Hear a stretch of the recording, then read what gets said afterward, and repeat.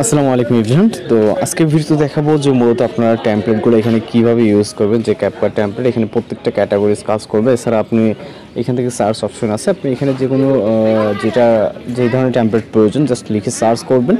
করার পর কিন্তু দেখেন আমাদের বাংলা বা অন্যান্য টেমপ্লেট সব দেশের টেমপ্লেট কিন্তু এখানে শো করবে। ওকে, আপনারা যে কোনো একটা চাইলে ওপেন করে দেখতে পারেন।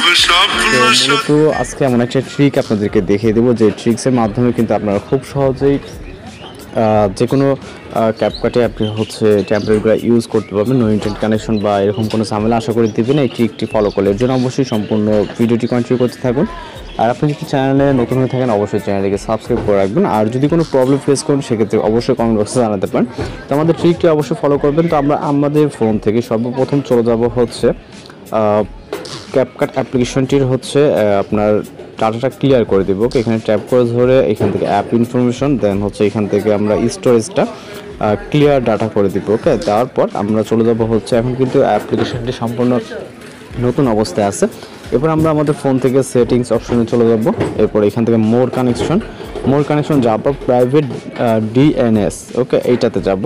এরপর এইখানে আমরা প্রাইভেট ডিএনএস যে অপশনটি আছে হোস্ট নেম এইটাতে ক্লিক করব এবং এইটাকে আমরা ক্লিয়ার করে দিব। ওকে, এখান থেকে জাস্ট এটাকে ক্লিয়ার করে দিব। দেওয়ার পর এখানে একটা পেস্ট করব। এখানে যে লেখাটি আছে আপনারা একটু ভালো করে ফলো করুন। ওকে, এই লেখাটি জাস্ট আপনারা এখানে লিখবেন। যেহেতু আপনি পেস্ট করতে পারবেন, আমরা কপি করেছিলাম আমি পেস্ট করছি, আপনারা লিখবেন। লেখার পর এখানে সেভ অপশনে ক্লিক করবেন। ওকে, সেভ অপশনে ক্লিক করার পর আমরা ক্যাপকাট অ্যাপ্লিকেশনটিকে ওপেন করব পুনরায়, যেহেতু আমাদের ডাটাটি ক্লিয়ার অবস্থায় আছে। ওকে, এবং এইখান থেকে স্কিপ অপশনে ক্লিক করবেন। যেহেতু আমাদের মূলত যে কাজটা সেটা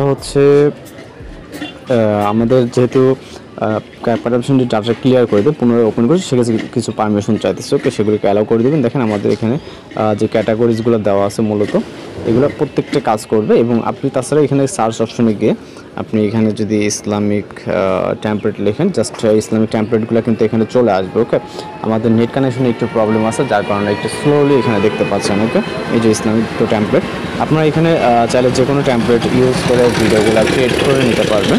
তো আশা করি এই ট্রিকটি ফলো করলে আপনি খুব সুন্দরভাবে কিন্তু ভিডিওগুলো এডিটিং টেমপ্লেটগুলো ইউজ করতে পারবেন। তো এই ছিল আজকের টিউটোরিয়াল ভিডিও। দেখা হচ্ছে পরবর্তী কোনো ভিডিওতে। শুধু ভালো থাকবেন, সুস্থ থাকবেন।